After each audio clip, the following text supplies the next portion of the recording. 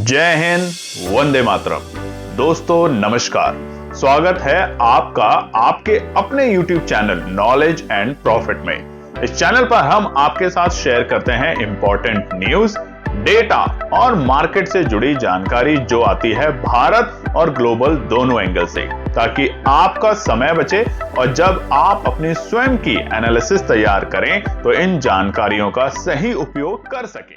चलिए दोस्तों, तो बात करते हैं आने वाले सोमवार यानी कि 1 जून 2026 बाजार का किस तरह का मूड माहौल बन सकता है। फिलहाल जो सेंटिमेंट्स हैं वो बेयरिश हैं शुक्रवार की क्लोजिंग के बाद, और बाजार में बहुत उथल पुथल हुई है, उसको भी जानेंगे वीडियो में। तो पसंद आए तो चैनल को सब्सक्राइब जरूर कीजिएगा, और वीडियो भी पसंद आए तो लाइक और अपने कॉमेंट्स भी जरूर शेयर कीजिएगा। सबसे पहले बात करते हैं इंडिया इंडाइसेस शुक्रवार के लिए। तो देखेंगे चारों तरफ लाल रंग की हमें लाली देखने को मिली। शुक्रवार को बड़ी गिरावट हुई 3 बजे के बाद, और आज उसको भी समझेंगे। कल भी हमने आपको बताने की कोशिश करी थी, मगर कुछ लोगों के हमें व्हाट्सएप पे मैसेजेस आए कि आप इस वर्ड को MSCI क्या होता है इसको समझाने की सरल भाषा में कोशिश करें। आज हम उसकी कोशिश करेंगे। मगर फिलहाल निफ्टी में 1.5% की गिरावट, सेंसेक्स में भी ऑलमोस्ट 1.5% की गिरावट, और निफ्टी बैंक में भी 1% से ज्यादा की गिरावट देखने को मिली। और उसी के साथ निफ्टी, सेंसेक्स और बैंक निफ्टी जहां तेजी के मूड माहौल में देखने को मिल रहे थे बीते हफ्ते, वहां पर फिर से उनकी तेजी में कहीं ना कहीं हमें विराम यानी कि रुकावट देखने को मिल रही है। निफ्टी खुला तो बिल्कुल फ्लैट था, उसके बाद 24,000 के आंकड़ों पे जाके रुका, जो कि एक परफेक्ट प्रॉफिट बुकिंग के लेवल थे। और उसके बाद 23,725 के आंकड़े के जैसे ही नीचे फिसला, बाजार में एक बड़ी गिरावट देखने को मिली और निफ्टी पहुंचा 23,485 के डे लो के लेवल पे। हालांकि आखिर के 15 मिनट बहुत ज्यादा वोलेटाइल था बाजार, 100 पॉइंट की रिकवरी और उसके बाद वापस से 23,547 पे बंद होने के उसने साफ साफ इंडिकेशन दिखाए। सेंसेक्स में भी वैसे ही हाल रहा। मानसून वीकनेस को लेके जो खबर आई, FII की सेलिंग के नंबर आए, और सबसे बड़ी बात जो हमने आपको बताया MSCI रिलेटेड वॉलेटिलिटी, जिसने सेंटिमेंट्स हिट किए और बाजार में एक बड़ी गिरावट देखने को मिली। चलिए अब बात करते हैं डेटा को लेके। यूएस डॉलर इंडेक्स शुक्रवार को बंद हुआ है 98.94, जो कि भारतीय बाजारों के लिए अच्छी बात है। जब तक ये जितना कमजोर रहेगा यूएस डॉलर इंडेक्स, उतना इनफ्लो आएगा हमारा FII का। हालांकि शुक्रवार को और मई के महीने में ऐसा नहीं देखने को मिला, लगातार दबाव रहा FII की बिकवाली का। कुछ दिन FII खरीदारी के मूड माहौल में लौटे जरूर थे, मगर उसको लौटना बिल्कुल भी नहीं कहेंगे। ठीक है, अब हम बात करते हैं यहां पर थोड़ा सा यूएस डॉलर इंडेक्स। ध्यान रखिएगा, यूएस डॉलर इंडेक्स जब 95 के नीचे या 96 के नीचे होगा, ये नंबर नोट कर लीजिएगा, तब आपको FII की खरीदारी बहुत अच्छे से और लगातार देखने को मिलेगी। 100 के ऊपर जाएगा जैसे जैसे, आपको यहां पर FII की जो बिकवाली की संख्या है वो और बढ़ती हुई देखने को मिलेगी। क्लियर है? अच्छी बात क्या है, रुपए में रुपया अच्छा खासा मजबूत होते हुए देखने को मिल रहा है। कहां पर पहुंच चुके थे रुपए में हम?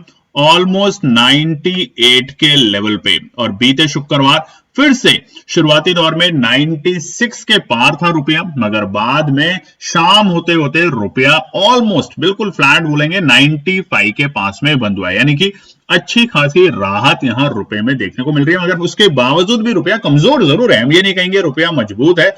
रुपया कमजोर है कब तक? जब तक वापस से 86 के आसपास रुपया नहीं आता, तब तक इसको कमजोर ही माना जाएगा। कच्चे तेल की बात करें तो क्रूड कहां था? बीते दिनों में आपने देखा था क्रूड पहुंच चुका था $108 के आसपास में। वहां से हमने एक नरमी देखी है, और ये नरमी आ रही है बार बार अजीब गरीब बयान और भाषणबाजी ट्रंप और ईरान के बीच में। फिलहाल क्रूड है 87.36, जो कि अच्छी बात है। और जब अब क्रूड 82 के नीचे पहुंचेगा तो और भी ज्यादा राहत देखने को मिलेगी, क्योंकि बार बार क्रूड 87 से 92 और 100 कब पहुंच जाता है ये आप अच्छे से जानते हैं। ब्रेंट की बात करें तो जो 115 और 120 डॉलर के बेहद करीब था बीते दिनों में, वहां से हमें फिर से राहत देखने को मिल रही है। सीज फायर की जो खबर है और जो युद्ध को लेकर बातें चल रही हैं उनकी वजह से ब्रेंट में भी हमें नरमी देखने को मिल रही है। तो दोनों ये डेटा जो है क्रूड ऑयल का और साथ ही में रुपया, दोनों बाजार के लिए फिलहाल पॉजिटिव है, मगर उसके बावजूद बाजार गिरा, वो जानेंगे आगे के पार्ट में। सोने चांदी में फिर से राहत देखने को मिली है। सोना जो 1,65,000 के पार जा चुका था, वहां पे फिर से हमें एक नरमी देखने को मिली। चांदी जो बीते दिनों में 2,80,000 के पास था, वहां पर भी हमें हल्की सी नरमी देखने को मिल रही। अब कल आपने देखा था वॉलेटिलिटी, कई लोगों का कहना है कि इंडिया विक्स की वजह से हुआ। नहीं, जब भी कोई बाजार में कोई खबर आती है, कोई डेटा बदलता है, तब इंडिया विक्स में वॉलेटिलिटी देखने को मिल रही है। सीधा 8% की वॉलेटिलिटी हमें यहां पर देखने को मिल रही है इंडिया विक्स में, हमें शुक्रवार के दिन, यानी कि वापस से 16.18। मगर आप भूलिए मत, बीते महीनों में आपने इंडिया विक्स को 28 के आसपास और 26 के आसपास भी जाते हुए देखा है। तो फिलहाल वॉलेटिलिटी जरूर है बाजार में, मगर क्या लेवल अब अच्छे हैं, नहीं, वो जानेंगे आगे के पार्ट में। शुक्रवार को बढ़ते हुए शेयरों की संख्या काफी कम रही गिरते हुए शेयरों के मुकाबले। केवल 1,145 शेयर बढ़ पाए, गिरने वाले शेयर थे 2,171। अब बात करते हैं एफआई के नंबर। तो देखिए एफआई के नंबर जो आए हैं शुक्रवार को, वो गिरान यानी कि थोड़ा सा सतर्क करने वाले नंबर है, और उसके पीछे एक ही कारण है, एमएससीआई की जिसे हम कहते हैं रीबैलेंसिंग, उसकी वजह से यहां पर आपको देखने को मिले। तो शुक्रवार के दिन बहुत सारे स्टॉक्स में उथल पुथल देखने को मिली है, हैवी वेट में भी, और इसके कारण केवल एक दिन में, मई के महीने में सबसे बड़ी बिकवाली एफआईआई ने करी है 21,105 करोड़ की। वहीं पे घरेलू निवेशक लगातार सपोर्ट कर रहे हैं बाजार को और 16,764 की खरीदारी कर पाए। पूरे महीने की अगर बात करें तो मई का महीना रहा है फिर से एफआई की तरफ से बिकवाली का माहौल रख के 55,963 करोड़ की पूरे महीने में रही बिकवाली। उसके मुकाबले अगर घरेलू निवेशकों की बात करें तो दमकर खरीदारी करी है घरेलू निवेशकों ने, बार बार कुशनिंग का काम किया है एफआई की सेलिंग को लेके 82,668 करोड़ की। और पूरे साल में अभी तक अगर देखें तो एफआई की बिकवाली है तकरीबन 2,96,715 करोड़ की, ये कैश में है, ध्यान रखिएगा। और उसी के बिल्कुल विपरीत घरेलू निवेशक लगातार दमखम लगा के रोक कर बैठे हैं बाजार को एक बहुत बड़े क्रैश से बचाने के लिए 3,84,337 करोड़ के साथ। तो ये है आपका दमखम और ये है वो तमाम ताकतें जो भारतीय बाजारों को गिराने के पीछे लगी हुई है। और इसके पीछे बहुत सारे इंस्टीट्यूशनल जो सेलर्स हैं, आप जानते भी हैं कि इस तरीके से ट्रंप आजकल हर खबर के बाद दुनिया के तमाम बाजारों को गिराते हैं। अब बात करते हैं सेक्टर परफॉर्मेंस में। तो शुक्रवार के दिन केवल आईटी क्षेत्र एक हरे निशान में था, आप देख भी सकते हैं स्क्रीन पे। उसके अलावा तमाम इंडाइसेस जो थे निफ्टी के, सब में हमें भारी भरकम गिरावट देखने को मिली। और सबसे ज्यादा ऑयल एंड गैस में, क्योंकि अगर ऑयल एंड गैस सुधरेगा तो आम जनता के लिए तो अच्छा है, मगर ऑयल एंड गैस की कंपनियों के लिए थोड़ा सा नुकसानदेही होता है। तकरीबन 2.5% की गिरावट, उसके साथ मेटल क्षेत्र में 2% की गिरावट देखने को मिली, क्योंकि युद्ध जब भी धीरे धीरे स्टेबिलिटी पे जाएगा तो मेटल और ऑयल एंड गैस में जो तेजी आपको देखने को मिली है वो थोड़ी सी नरम होते हुए देखने को मिलेगी। साथ ही में ऑटो सेक्टर और पीएससी में भी आपको भारी भरकम गिरावट देखने को मिली है। बात करते हैं ग्लोबल मार्केट्स की। शुक्रवार के दिन जापान के मार्केट सबसे पहले खुले और फिर से रच दिया नया इतिहास। तो जापान के मार्केट ने ऑल टाइम हाई के लेवल बनाए, 2.5% की जबरदस्त तेजी यहां पे देखने को मिली। ऐसे माहौल में जहां दुनिया के तमाम बाजार गिर रहे हैं, ये आपको समझना पड़ेगा, वहां पर ऑल टाइम हाई के लेवल बनाना अपने आप में एक नई तेजी और नई ऊर्जा की तरफ जाने का साफ साफ इंडिकेशन दिखाता है। हांगकांग के मार्केट में भी अच्छी खासी तेजी देखने को मिली। वहीं पे चाइना के मार्केट में थोड़ा सा दबाव देखने को मिला, जिसके पीछे एक खबर आई जो कि हम आगे के पार्ट में कवर करने वाले हैं। और उधर अमेरिका के बाजारों में भी जबरदस्त तेजी देखने को मिली। डॉ और नैस्डैक फिर से तेजी में, और डॉ जोन्स ने बनाया इतिहास का नया ऑल टाइम हाई का लेवल 51,000 के लेवल को पार करके, जहां पर पूरी दुनिया इस वक्त इस अटकलों में लगी हुई है कि क्या युद्ध रुकेगा कि नहीं रुकेगा। चलिए अब बात कर लेते हैं दोस्तों, हमारा ज्वाइन कैसे कर सकते हैं आप सोशल मीडिया पे प्लेटफॉर्म। कल भी कुछ लोगों ने बताया कि उन्होंने फेक टेलीग्राम चैनल को ज्वाइन किया है। आपसे बार बार कहा जाता है जब भी आप टेलीग्राम चैनल को ज्वाइन करें तो ये जो सर्किल हम बना रहे हैं इस लिंक को ध्यान से पढ़ें, एक शब्द का भी यहां हेरा फेरी और आप ट्रैप में आ सकते हैं जो हमारे नाम के फेक चैनल चलाते हैं। नॉलेज एंड प्रॉफिट को ध्यान से देख के ज्वाइन करें। तो ये हमारा टेलीग्राम, व्हाट्सएप और इंस्टाग्राम को आप जाके ज्वाइन कर सकते हैं जो कि है बिल्कुल फ्री। और इस फ्री का फायदा क्या है आप देखेंगे। कल के दिन मार्केट जब गिरा उससे ठीक 1 घंटे से भी कम वक्त पहले 2:09 हमने आपको बताया था कि अगर निफ्टी 23,735 के नीचे गया तो और ज्यादा बेयरिश गिरावट का माहौल देखने को मिलेगा। बुलिश होगा केवल अब 24,000 के ऊपर और तेजी अच्छी वाली देखने को मिलेगी। और जैसे ही बाजार ने 23,735 के लक्ष्य को ब्रीच किया, उसको बेयरिश मूड में आया बाजार और आपने देखा 23,485 तक के लक्ष्य देखे, यानी कि एक भारी भरकम गिरावट। तो इसीलिए फ्री है, बिल्कुल आप जाके ज्वाइन कर सकते हैं टेलीग्राम चैनल को।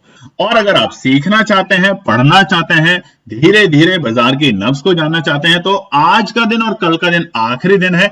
1 जून से शुरू हो रहा है हमारा पैसा डबल लर्निंग प्रोग्राम जून के महीने का, जो कि चलेगा पूरे जून के महीने में। और इसकी रजिस्ट्रेशन कॉस्ट है केवल 5,999। और यहां पर हम देखेंगे कि क्या वाकई में बाजार में संयम के साथ, एनालिसिस के साथ और डिसिप्लिन के साथ काम किया जाए तो क्या 1 महीने में पैसे को डबल किया जा सकता है, और कैसे आप इन स्ट्रैटेजीज को समझें, जानें और सबसे इंपॉर्टेंट अपने आप को कंट्रोल करके यानी कि डिसिप्लिन ट्रेडर कैसे बने वो जानने की कोशिश करेंगे। तो आपके सामने व्हाट्सएप का नंबर है, इस पे कॉल ना करें, मैसेज करें और फटाफट इस पैसे डबल लर्निंग प्रोग्राम जो कि जून 1 तारीख सोमवार से शुरू हो रहा है उसको मिस ना करें। चलिए दोस्तों, अब हम बात करते हैं कुछ न्यूज को लेकर, जिसको डिकोड करेंगे, जो बहुत इंपॉर्टेंट है बाजार के रेजिस्टेंस और सपोर्ट बनाने से पहले जानना। सबसे पहले फाइनेंशियल न्यूज देखेंगे ग्लोबल लेवल पर। अमेरिका ईरान शांति समझौते की उम्मीदों में कच्चे तेल में गिरावट। अब ये कारण है कि जहां पर कच्चा तेल गिर रहा है, इस एक न्यूज की वजह से लगना शुरू हुआ है कि शायद जो हमारा ईरान और इजराइल के बीच में जो भैया लड़ाई चल रही है वो रुक सकती है और उसी की वजह से कच्चे तेल में आपको गिरावट देखने को मिल रही है। मगर अभी तक यहां पर कोई भी इस तरह की स्टेटमेंट नहीं आई कि अमेरिका और ईरान अब मिलकर इस युद्ध को रोकना चाह रहे हैं। ऐसा कहीं भी कुछ है नहीं, बस ऐसे अटकलें लगाई जा रही है। एआई रैली यानी कि आर्टिफिशियल इंटेलिजेंस रैली के चलते ग्लोबल इक्विटी फंड्स में फिर से निवेश बढ़ा है। यहां पर आप देखेंगे, आपने देखा भी होगा बीते बृहस्पतिवार को विप्रो का जो एडीआर है उसमें 18% की तेजी देखने को मिली है। तो इसलिए अब एआई से रिलेटेड जो बड़ी कंपनियां हैं उस पर आपको नजर रखनी चाहिए। ना केवल देश बल्कि पूरी दुनिया अब ऐसे स्टॉक के ऊपर नजर लगाए बैठी हुई है। तो निवेश में अगर आप काम करना चाहते हैं तो उन बातों पर भी गौर करें।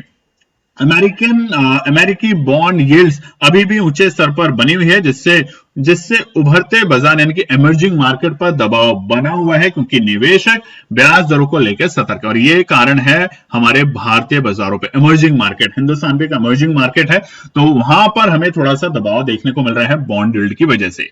चीन की कमजोर मांग और तेल आयात के गिरावट से कच्चे तेल की कीमतों में कुछ सपोर्ट मिला और यह कारण था कि शुक्रवार को चाइना के मार्केट में हमें हल्की से लाल निशान देखने को पड़े। चीन की कमजोर मांग, यानी कि कमजोर मांग कब होगी? जब वो जो प्रोडक्शन है वो थोड़ा सा वहां पे अनस्टेबल होते हुए देखने को मिलेगा। अब बात कर लेते हैं हम, अगर बातचीत विफल होती है तो यह है वॉर से रिलेटेड अब 4 खबरें बड़ी। अगर बातचीत विफल होती है तो अमेरिका फिर से ईरान पर हमले की लिए तैयारी करेगा। यह पेंटागन ने संकेत दिया है कि अगर सीज फायर वार्ता टूटती है तो सैन्य कार्रवाई दोबारा से हो सकती है, जिससे तनाव बना हुआ है। तो अभी तक क्लियर नहीं है कि क्या वॉर खत्म या वॉर फिर से शुरू। दूसरी खबर है, यूएस और ईरान के बीच अस्थायी युद्ध विराम बढ़ाने की बातचीत जारी है कि 60 दिन के लिए सीज फायर एक्सटेंशन पर चर्चा चल रही है, लेकिन परमाणु कार्यक्रम और प्रतिबंधों को पर बड़ा मतभेद बना हुआ है। तो यहां पर सीज फायर के लिए तो शायद दोनों देश एग्री कर जाएं, मगर परमाणु कार्यक्रम जो है उसको लेकर अभी भी क्लियर नहीं है कि क्या उसको रोका जाएगा या हो सकता है 60 दिनों के अंदर ईरान जल्दी जल्दी अपने यूरेनियम एनरिच कर ले, तैयारी कर ले अपने वेपन्स की और फिर बोले चलो अब आ जाओ आमने और सामने। तो इसको लेकर अटकलें हैं अभी फिलहाल। ट्रंप प्रशासन ईरान के साथ शांति समझौते पर अंतिम फैसला लेने को तैयार है।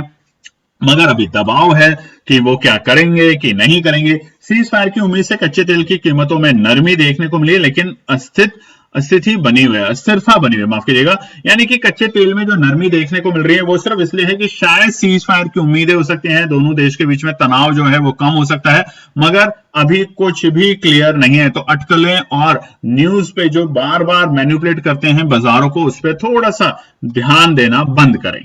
अब आप देख रहे होंगे कुछ दिनों से नहीं बल्कि कई हफ्तों से अचानक से बाजार से वो खबर खत्म हो गई जो कि था ट्रेड वॉर।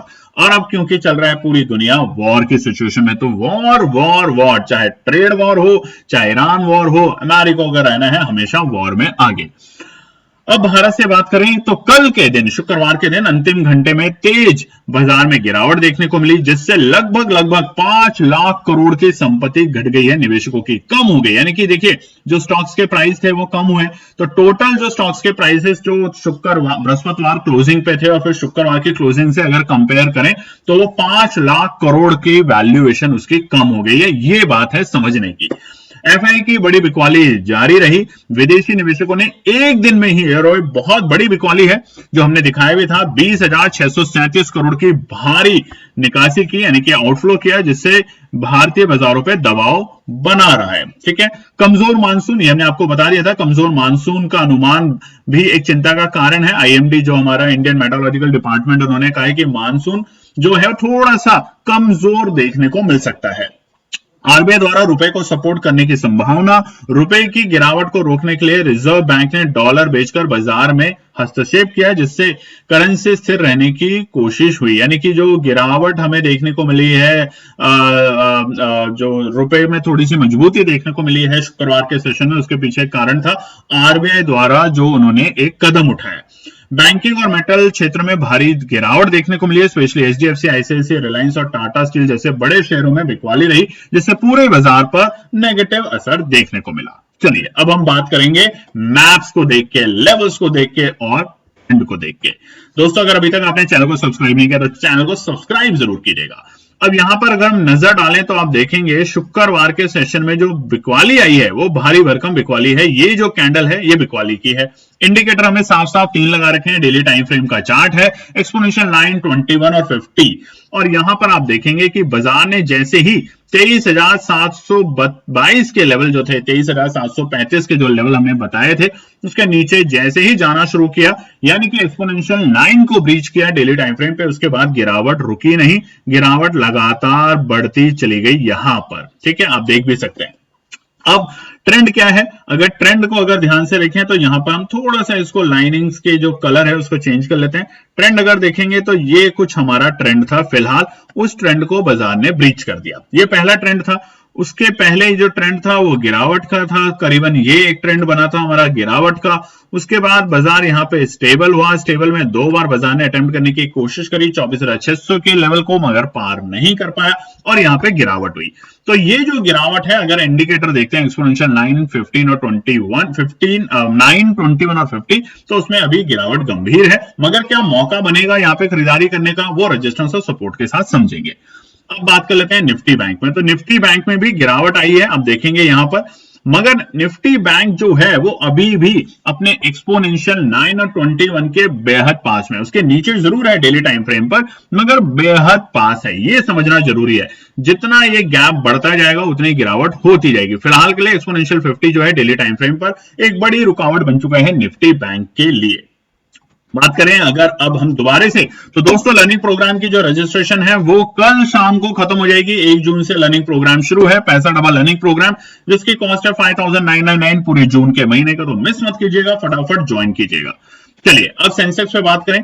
सेंसेक्स का भी मूड माहौल बिल्कुल वैसे ही है। अगर शुरुआती बात करें युद्ध के वक्त में, तो फरवरी और मार्च में बाजार में लगातार गिरावट देखने को मिली। उसके बाद लगा कि बाजार रुक जाएगा, सीज फायर की अनाउंसमेंट शुरू हुई तो बाजार ने तेजी दिखाई। फिर बाजार गया एक कंसोलिडेशन फेज में, और कंसोलिडेशन फेज में उसने नीचे का रुख बदला। बाद में बाजार फिर से कंसोलिडेशन में रहा। बीते 2-4 दिन बाजार ने एक तेजी दिखाने की कोशिश करी, बट बीते पूरे हफ्ते अगर आप देखेंगे लगातार 4 दिन से बाजार का ट्रेंड नीचे का रहा। तो अभी भी जो बाइंग जोन है वो बाजार के लिए आ रही है, यानी कि 74,000 के बेहद करीब। उसके नीचे जितना सेंसेक्स लुढ़केगा, फिर से हमें जो ट्रेंड है ये कुछ स्टेप्स फॉर्मेट में देखने को मिलेगा, और ये स्टेप फिर से नीचे के डायरेक्शन दिखा सकता है। अब बात करेंगे MSCI रीबैलेंसिंग। बहुत सरल भाषा में और कमेंट सेक्शन में लिखिएगा आपको कैसा लगा।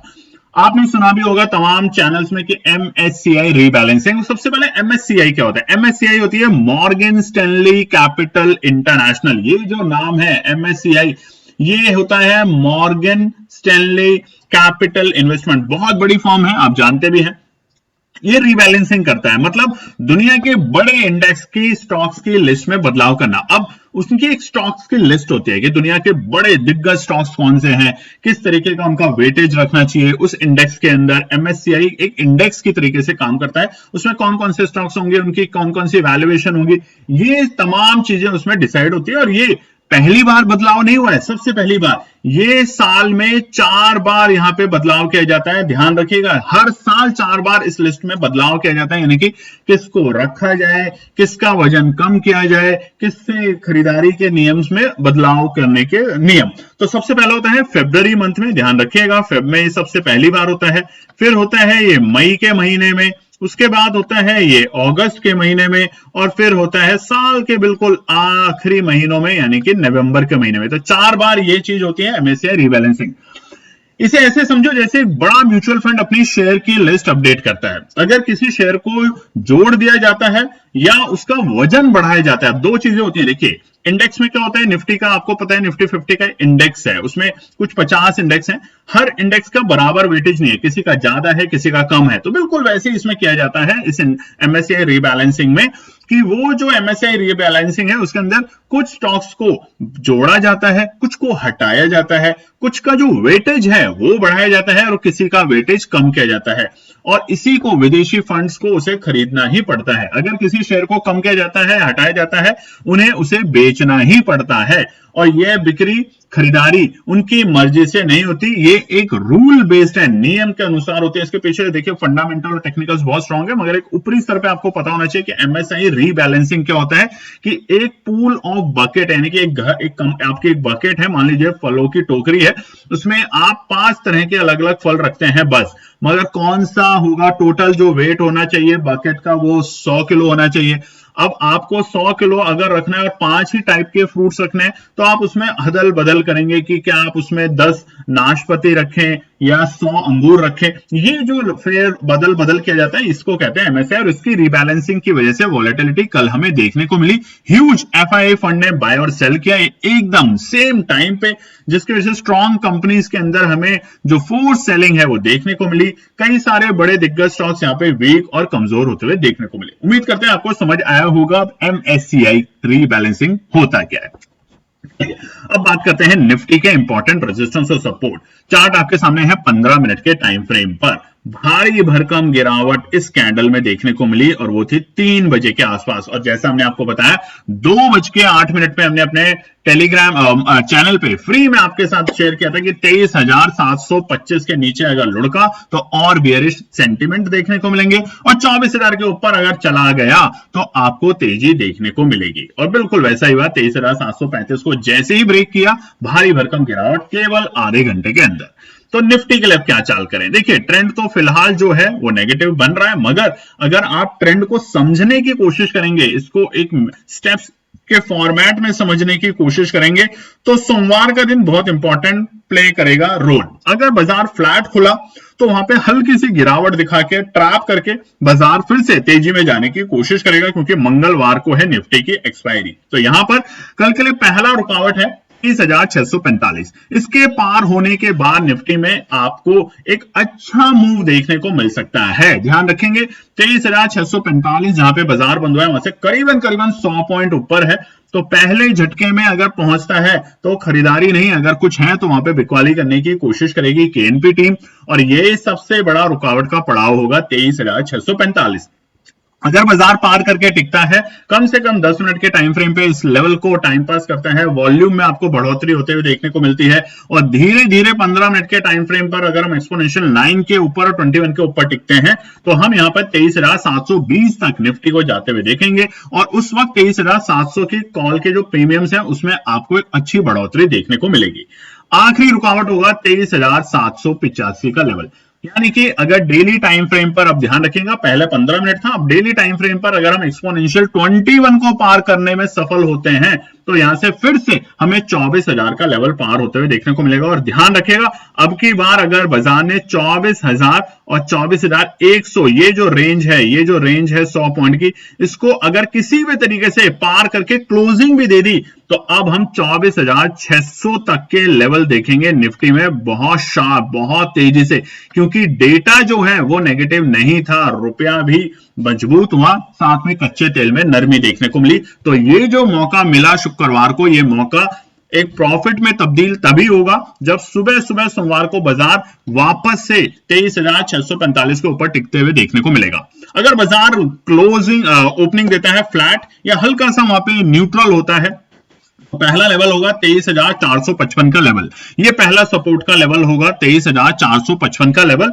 और अगर बाजार इसके नीचे लुढ़कता है, ध्यान रखिएगा ये इंपॉर्टेंट सपोर्ट है, क्रिटिकल सपोर्ट है, यहां पर अगर बाजार आता है तो यहां पर टुकड़ों में आप कोशिश कर सकते हैं, बट अगर इस लेवल के नीचे लुढ़कता है निफ्टी सीधा 23,320 तक के दर्शन दिखाएगा, जो कि होगी बहुत मजबूत सपोर्ट। ध्यान रखिएगा 23,455 ये जो लेवल है 23,455, ये जो कैंडल बनी है हमारी, इस कैंडल की जो बॉडी है ऑलमोस्ट ये पहला सपोर्ट है। अगर इसके नीचे लुढ़का तो सीधा हम 23,320 के लेवल पे पहुंचेंगे, यानी कि इस लेवल के आसपास में, जो कि थे 18 मई के लेवल। और उसके बाद गई भैंस पानी में, और वो जो गैप थोड़ा सा रह गया था निफ्टी का, उसको फिल करने की कोशिश करेगा, यानी कि 23,135 लास्ट सपोर्ट। तो अगर संयम के साथ काम करना है कि लेवल आया तो एंट्री, नहीं तो कोई बात नहीं, तो वो है 23,135। और अगर टुकड़ों में खरीदारी करनी है तो 23,455 और 23,320 बाय ऑन डिप्स के साथ काम करना है तो, और अगर तेजी में जाना है तो 23,645 के ऊपर टिकने दें बाजार को, तो आप 23,720 और 23,785 तक के दर्शन करेंगे निफ्टी में। चलिए अब आपको बता देते हैं हमारा पैसा डबल अर्निंग प्रोग्राम, जो कि 1 जून से शुरू हो रहा है, और आप में से कई लोगों ने ऑलरेडी रजिस्टर कर लिया है, तो आप सभी लोगों को बता देते हैं ये पूरा प्रोग्राम है सिर्फ और सिर्फ जून महीने के लिए। हो सकता है 1 हफ्ते में ही आपका जो लर्निंग प्रोग्राम है उसके तहत आप अपना पैसा डबल करने की जो तरीके हैं, स्ट्रैटेजीज हैं, उसको सीख पाए। पेशेंस, डिसिप्लिन और एनालिसिस, ये 3 चीजें ही आपको सीखनी है लाइफ में, ऑप्शन ट्रेडिंग हो या किसी भी काम में, आप धीरे धीरे वहां पे तरक्की देख पाएंगे। तो रजिस्ट्रेशन के लिए व्हाट्सएप का नंबर है, मैसेज करें, कॉल ना करें। रजिस्ट्रेशन की फीस है 5,999। दोस्तों चलिए अब निफ्टी बैंक की भी बात कर लेते हैं सोमवार के लिए। और अगर आपको चाहिए trade setup, free trade setup, चलिए सोमवार के लिए अगर आपको चाहिए फ्री ट्रेड सेटअप, तो आज इस चैनल पे 23,225 सब्सक्राइबर है। इस वक्त मैं आपको बता देता हूं 23,225 सब्सक्राइबर है हमारे YouTube चैनल पे। अगर आज और कल दोपहर यानी कि 12 बजे तक भी अगर हमारे चैनल पर हो जाते हैं 23,250 सब्सक्राइबर, सिर्फ 25 सब्सक्राइबर के फैमिली ऐड होती है आप लोगों की वजह से, तो सोमवार के लिए आप सबके लिए होगा कल शाम को एक वीडियो, छोटा सा 10 मिनट का वीडियो, जिसमें हम शेयर करेंगे आप सभी के साथ ट्रेड सेटअप निफ्टी और सेंसेक्स दोनों का बिल्कुल फ्री, यानी कि कौन सा ऑप्शन, क्या प्राइस, ये भी आपके साथ शेयर करेंगे। मगर कंडीशन एक है, कल दोपहर 12 बजे तक 23,250 सब्सक्राइबर हो जाने चाहिए। चलिए निफ्टी बैंक का ट्रेंड ठीक है, कोई दिक्कत नहीं है, गिरावट आई, मगर वो क्या, गिरावट में फिर से अपॉर्चुनिटी बनी, वो समझना ज्यादा जरूरी है। तो फिलहाल निफ्टी बैंक के लिए बात करें तो पहला रुकावट है 54,420। ध्यान रखिएगा तेजी बनेगी तो 54,420 के ऊपर बनेगी, तब तक ये एक रेजिस्टेंस का काम करेगा।